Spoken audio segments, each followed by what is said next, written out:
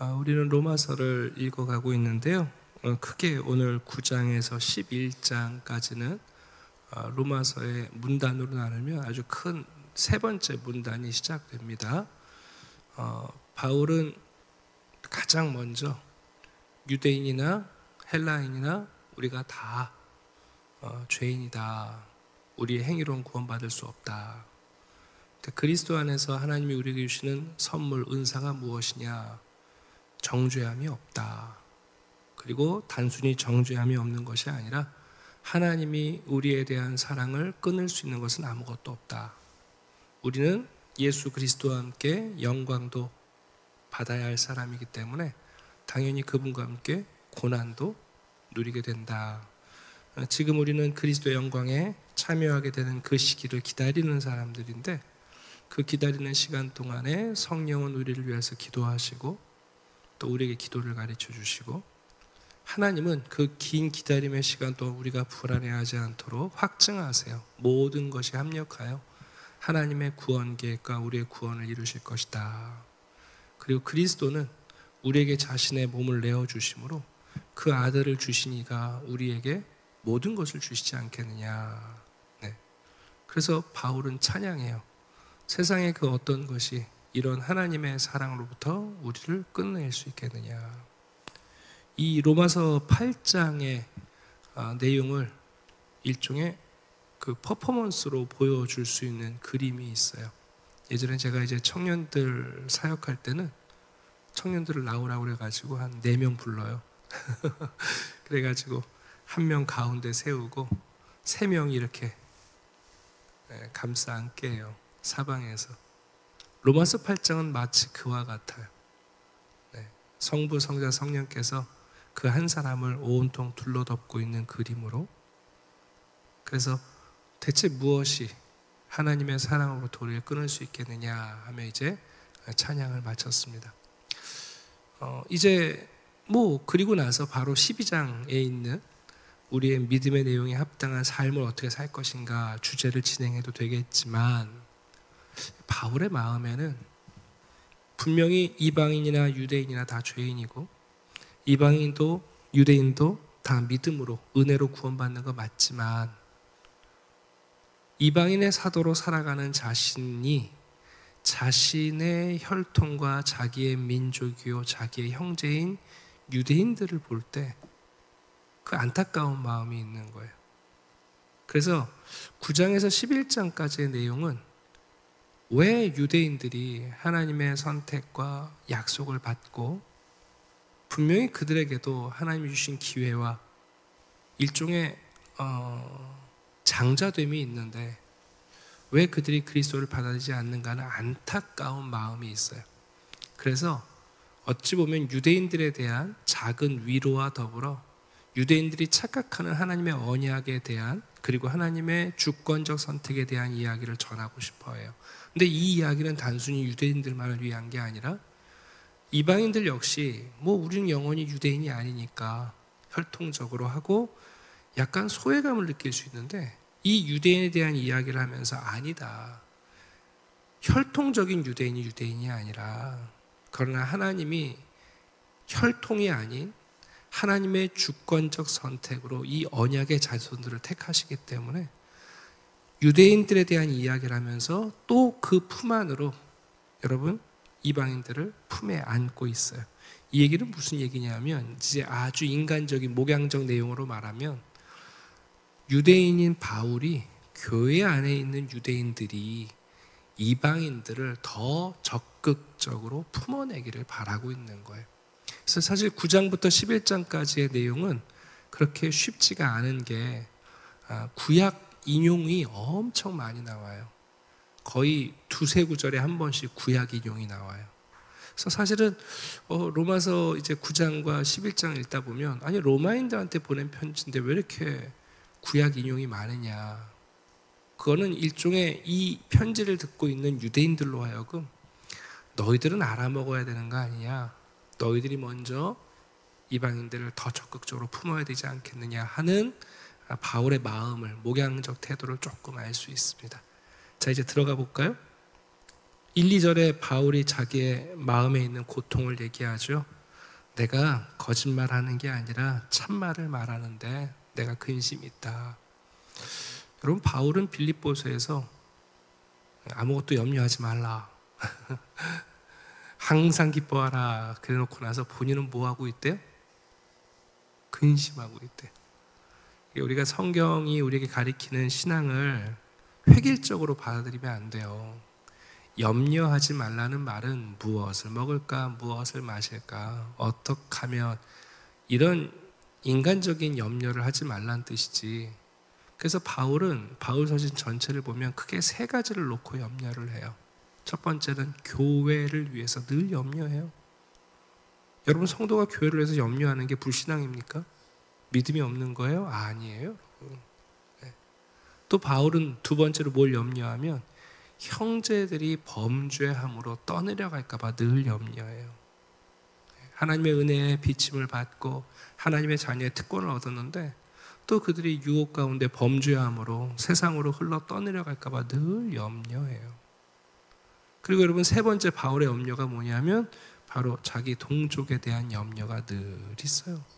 아니, 이방인에게 선교하면 예수 그리스도를 믿고 하나님의 자녀가 되는데, 은혜에 감격하면 믿음, 소망, 사랑의 열매를 맺는데, 자기 동족 유대인들은 왜 그렇게 강팍하게 예수 그리스도를 받아들이지 않는지 그 동족을 보면서 늘 염려하는 거예요. 얘기합니다. 내가 참말이다, 거짓말이 아니다. 난 내 동족들을 염려한다.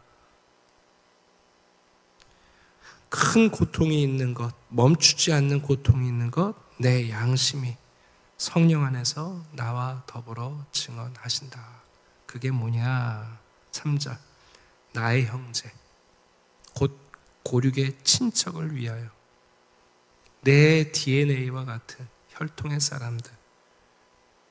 내가 유대인들을 구원할 수 있다면 내 자신이 저주를 받아서 그리스도에게서, 여기 주의하실 내용은 끊어질지라도 라는 표현이 있죠? 그거 원래 원문에는 없습니다. 여러분, 성경 중에 그 부분이 작은 글씨로 되어 있는 성경들이 있을 거예요. 네, 그게 원래 정확하게 인쇄를 그렇게 해야 돼요. 원래는 이 성경을 번역하는 분들께서 원어에 없는데 그 문장의 의미를 밝히기 위해서 번역을 추가할 때, 첨가했을 때 이건 원문에 없다, 그런 의미로 작게 번역을 했어요. 옛날 성경들은 그래서 성경을 읽다 보면 큰 글씨와 작은 글씨가 있어요. 작은 글씨는 원문에는 없다. 이건 우리가 뜻을 좀 더 편안하게 이해하라고 추가한 건데 혹 잘못될 수도 있잖아요. 그래서 겸손하게 그냥 작은 글씨로 써놓으신 거예요. 근데 요즘 인쇄업자들은 게을러가지고요, 그거 일일이 크게 작게 줄여면 인건비 들잖아요. 그냥 막 다 똑같이 번역을. 아니에요. 그게 아니라 이런 내용이에요. 내 자신이 저주를 받아 그리스도에게서 하고 묵상해야 돼요. 네. 바울이 거기까지 생각하고 있다는 거예요. 정말 그런 방법이 있을까 하는. 끊어질지로다 하고 딱 이제 벌써 답을 달아버리면 우리의 묵상이 멈추지. 그게 아니라 바울은 이런 거예요.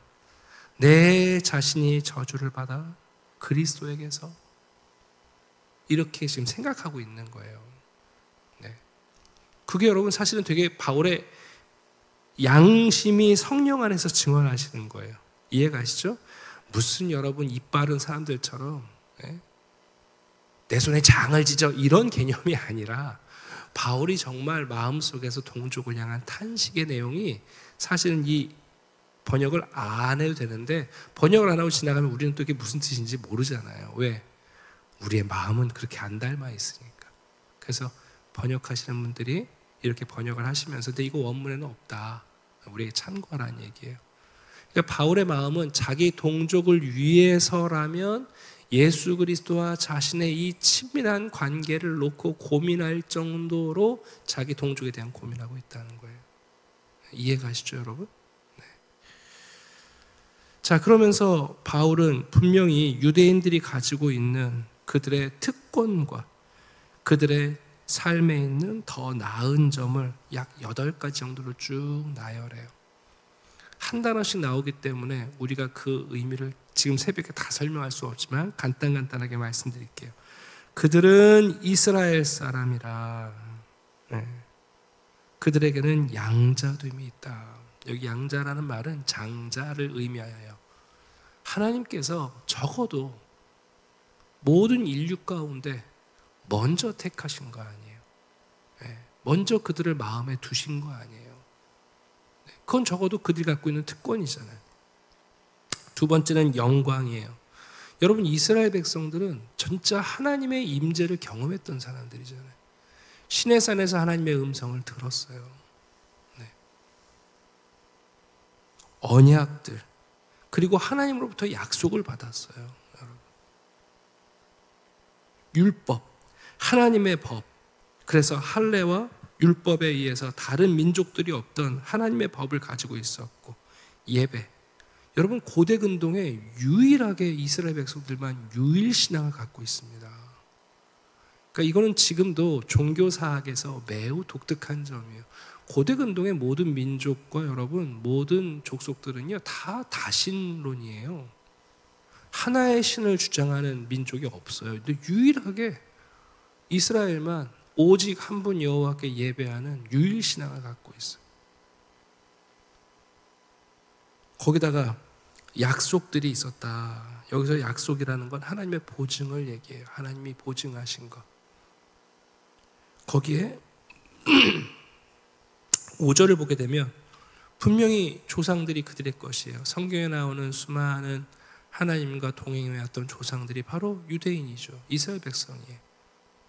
그리고 마지막으로 우리가 부정할 수 없는 것은 우리 그리스도께서 바로 다윗의 혈통으로, 물론 피는 다르죠. 왜냐하면 자녀들이 엄마 피 물려받지 않는 건 아시죠?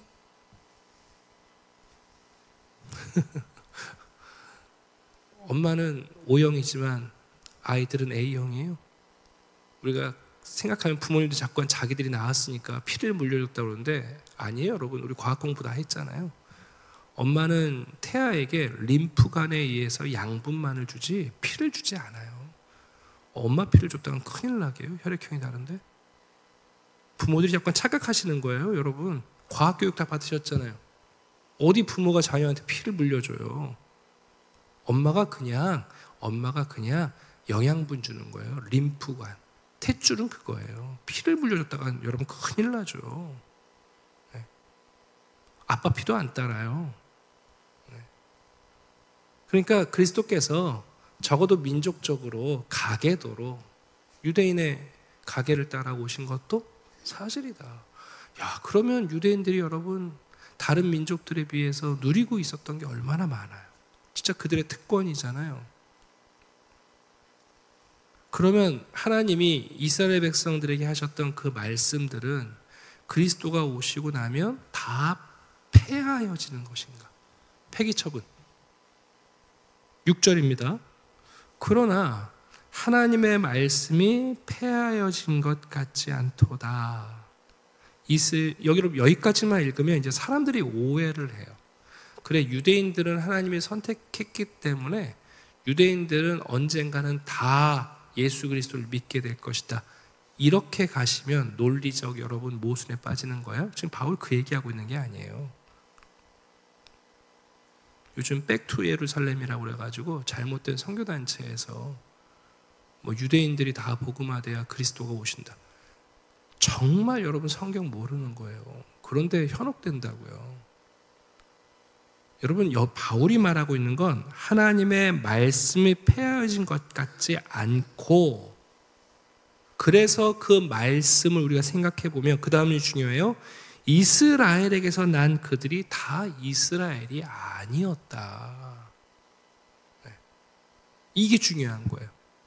그러니까 예수 그리스도가 오셨기 때문에 하나님의 말씀, 구약에 있는 말씀은 다 폐기 처분되느냐? 그게 아니라 하나님이 하신 그 약속의 말씀이 적용되는 게 무조건 이스라엘 혈통이라고 해서 다 적용되는 게 아니다. 그러면서 예를 들어요. 첫 번째 예는 바로 이스마엘과 이삭이에요. 여러분, 하나님께서 아브라함에게 내 씨로 말미암아 만민이 복을 얻게 하셨다 하셨어요. 그럼 이스마엘도 아브라함의 씨 맞잖아요. 이삭도 아브라함의 씨잖아요. 근데 왜 하나님이 이스마엘은 아니고 장차 너에게 줄 아들 이삭이라고 고집을 하시죠? 네? 하나님께서 언약을 주시고 약속을 주시고 그 언약과 약속의 대상이 아브라함이라는 피를, DNA를 물려받은 혈통을 얘기하는 게 아니다. 지금 그 얘기를 하는 거예요. 봐라. 왜 이스마엘은 아니고 오직 이삭만 하나님이 택하시느냐. 그것도 이해가 안 가지만 그 다음에 두 번째 예를 들어요. 리브가가 이삭을 통하여, 그럼 하나님이 약속하신 아들인 이삭을 통하여 리브가가 그것도 한 뱃속에서 쌍둥이를 낳았습니다. 제가 전에 설명했죠? 쌍둥이에요. 자꾸만 에서가 형이라고 그러지 마세요. 쌍둥이에요. 아니 여러분, 그러면 이삭을 택하셨고 이삭의 아들들인 쌍둥이가 나왔잖아요. 그럼 둘 다 그 언약과 하나님이 약속하신 이스라엘이 되어야 되는데, 아니 또 에서는 아니고 야곱만 택하시지 않냐. 내일 이어서 보겠습니다. 무슨 얘기냐? 하나님의 말씀이 폐하여진 것이 아니라 하나님의 그 언약과 약속이 적용되는 이스라엘을 누가 택하셔요? 하나님이 택하신다. 혈통이라는 것이 하나님의 선택이 혈통을 택하셔서 그 핏줄은 대대로가 아니다. 그게 아니라 하나님의 선택은 그 다음에 계속해서 그 언약을, 수혜자를 하나님이 계속 선택하신다는 거예요. 이해가시죠, 여러분? 마치 스위치를 작동시키면 그 다음은 자동으로 굴러가는 게 아니라 하나님의 선택은 약속하시고 매번 선택하신다는 거예요. 이게 예정론과 운명론의 차이예요. 그러니까 우리 장로교회에서 예정론을 가리키면 전부 다 어떻게 받아들이냐면 운명론으로 받아들이세요. 그러니까 선택받았다는 말을 그냥 컨테이너 벨트 위에 올라가 있는 걸로 생각하는 거예요. 아니요. 하나님은 이스라엘 백성들을 택하셔서 약속과 언약을 주시고 그 언약과 약속의 대상인 이스라엘 백성들도 매번 어떻게 하세요? 하나님이 또 선택하시는 거예요. 좀 쉽게 말씀드릴게요. 광화문 가자 결정했어요.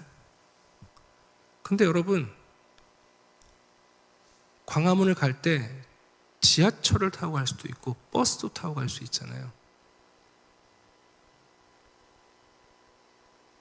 그러면 버스 타는 건 하나님의 선택이 아니고 지하철 타는 것만 하나님의 선택이에요? 우리가 오해하는 게 뭐냐면 하나님의 예정이라는 건 하나님의 주권적 선택과 결정을 결정하는 거지, 그 과정 가운데 하나님이 인격적으로 반응해 가시는 것을 배제하는 게 아니에요.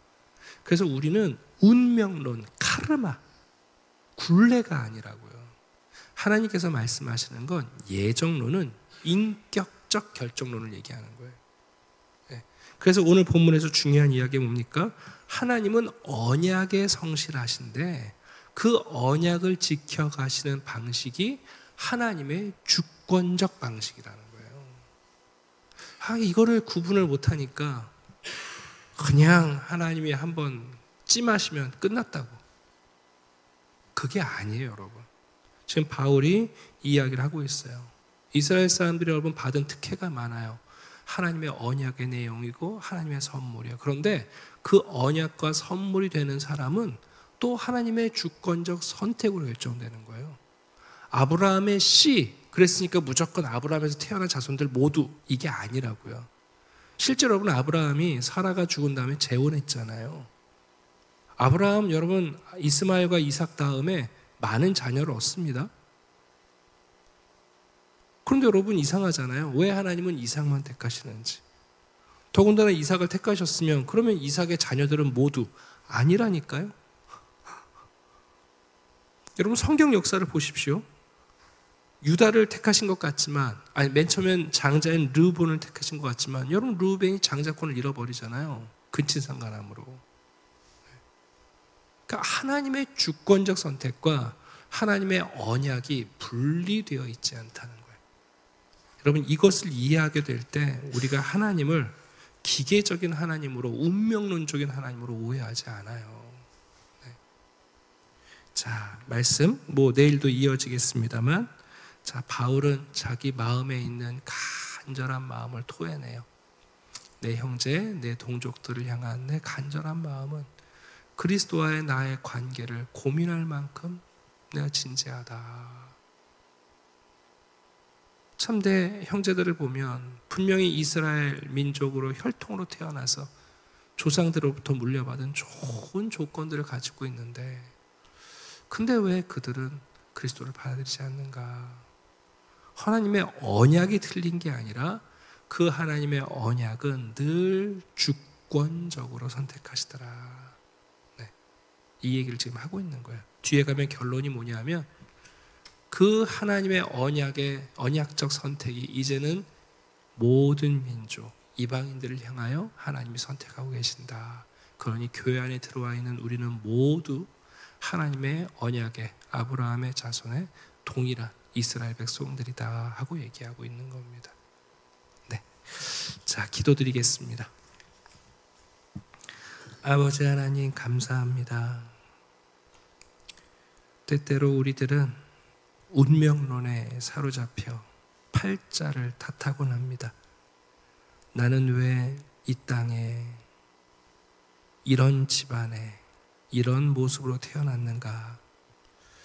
그러나 하나님의 언약과 하나님의 약속은 혈통과 민족을 따른 것이 아니라 하나님의 은혜 안에서 남다른 주권적 선택을 통하여 그 언약이 이어져 왔음을 우리가 깨닫게 해 주시옵소서. 오늘도 하나님은 우리의 삶을 결정하신 로봇처럼 우리를 움직이지 아니하시고 우리와 동행하시며 우리를 사랑하시며 우리의 갈 길을 가르쳐 보이시고 우리가 곁길로 갈 때에 막대기와 지팡이로 설득하시며 하나님께서 우리의 관계를 끊지 아니하시고 주의 약속을 따라 결론까지 이르시는 분인 줄 압니다. 하나님, 오늘도 깨어 기도할 때에 주님의 새로운 음성을 듣게 하시고 주님과 동행해 가며 어그러진 길들이 바른 길로 옮겨갈 수 있도록 우리를 붙잡아 주시옵소서. 우리만 하나님께 선택받은 자로서의 기쁨이 아니라 우리가 알지 못하는, 또 주를 알지 못하는 백성들, 하나님의 주권적 선택이 있음을 깨닫게 하시고 우리는 기회를 얻는 대로 복음을 전하며 만나는 모든 사람들에게 하나님의 사랑을 전하는, 하나님 복음을 전하는 기쁜 발걸음들이 되게 해 주시옵소서.